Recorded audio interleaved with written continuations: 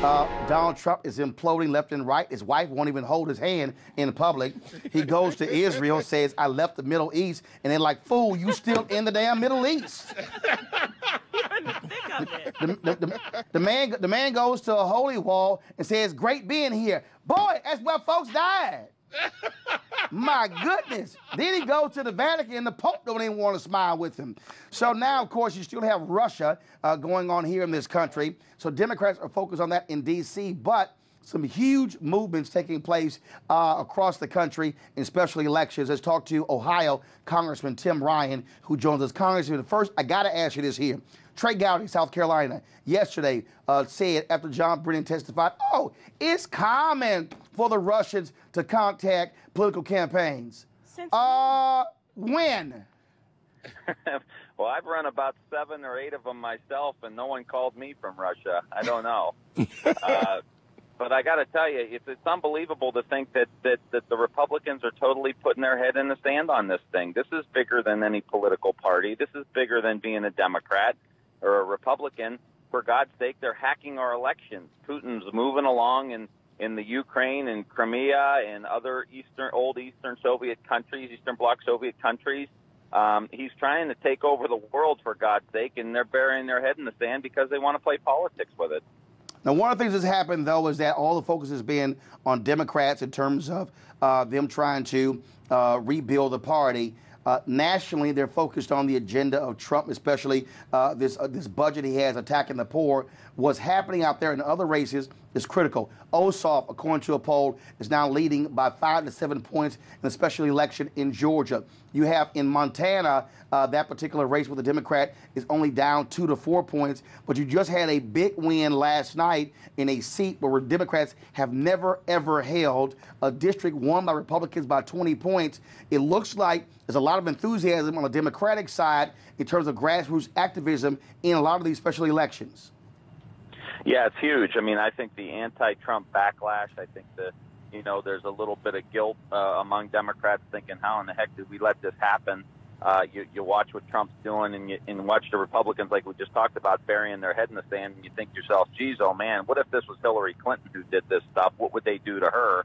So we have a very energized base, and I think that's critical to taking back the House of Representatives or taking back the Senate, or at least holding the Senate to make sure that the Republicans don't get any gains in it.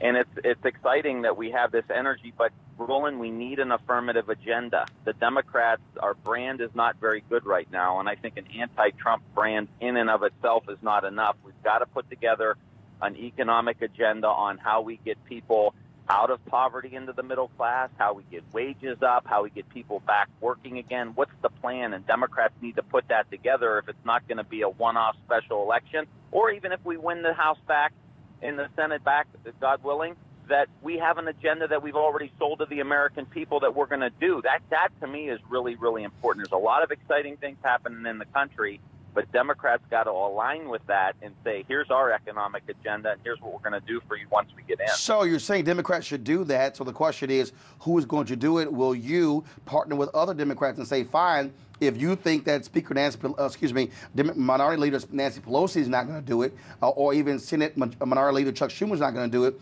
would you get together with other Democrats and say, fine, we'll release our own? Yeah, well, it's funny you should ask. I'm working real closely with Cedric Richmond, who's the head of the Congressional Black Caucus, who you know, and Ro Khanna, who is a congressman out in Silicon Valley. We actually have an initiative that we're starting with Youngstown, Ohio, in Silicon Valley, in Akron, Ohio, Northeast Ohio area, LeBron James country, in Silicon Valley, on how we can get some of the wealth out of Silicon Valley into regions of the country like the one I represent. There's so much growth out there. There's high-wage jobs. They pay people so much money in Silicon Valley. You can pay them half of what you pay them out there in Youngstown and Akron and Gary, Indiana, and some of these other places that really need help. And you can pay them $50,000 instead of $100,000. So they're starting to see it in the tech world that there's opportunities to grow in cities like Youngstown and Akron and Cleveland.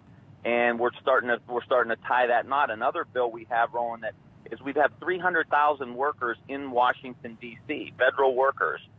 We're doing a study on which some of these operations, backroom agencies, 1,000 jobs here, 1,000 jobs here, get them out of Washington, D.C., and get them into places like Youngstown in some of our cities where 1,000 federal jobs would really stabilize a community. You know, you have the tech support, you have the business that sells coffee, the rent space, but put them in a downtown, stimulate this, get jobs there, get a tax base going back in some of our urban centers. So we're trying to come up with creative ideas like that that are actually going to lift people up and spread some of the federal spending that's happening, not just concentrate the private sector spending in places like Silicon Valley and the public sector spending in places like Washington. We got a lot of places hurting around the country, and Cedric and Ro Khanna and myself and others are trying to come up with creative ideas on how to get this economy moving for working class people. But you do have an issue in terms of this budget by Donald Trump. He said he was going to protect Medicaid. That's a lie. He said he was going to help students with student loans. That's a lie. You see how they're slashing programs upwards of first of all, $1 trillion because he wants to give a massive tax break to the rich. That, to me, is also what is going to energize progressives to combat that. Yeah, no doubt about it. This budget is terrible for poor people and terrible for the economy. I mean, we have 1.7 million veterans that access the Medicaid program, which is going to take a huge $800 billion cut in the Trump administration. Now, this is the same guy who said he was going to expand these programs and make health care more affordable. I don't know how you're going to be able to get a job if you don't have health care, if you're not healthy. If you catch a cold and you can't get better, that you miss 2-3 days of work, you're going to lose your job. You need access to good quality health care. Also, the programs he cuts, I think it was Bloomberg or somebody had a list of the 66 different agencies that he cut. And it's minority business development. It's the economic development agency. All of these things that can help us grow our economy. So wait. So the guy who talks about jobs wants to actually cut the programs that assist folks in building businesses and create jobs. No doubt about it. That's why we say hashtag Trump Lives Matter. Congressman, what is your bill? Is it a House bill that you are working on? Yeah, we have a commission to study the federal agencies. I don't have the number off the top of my head, but that's the essence of the bill. And it's in the House, yes. Okay. Ohio Congressman Tim Ryan, we surely appreciate it. Thank you so very much. A peaceful protest turned deadly. 37-year-old black man was shot and killed by Baton Rouge police. His hands are in the air, and you still get shot by the cops. Oh, my God, please don't tell me he's dead. We're not going to let hate define us. Race is a big part of this. If truly all lives matter, then all lives need to matter equally. What we require is action. What we require is accountability. We understand that black lives do matter, and we will keep focused on this issue. NewsOne Now, every weekday morning at 7 on TV1.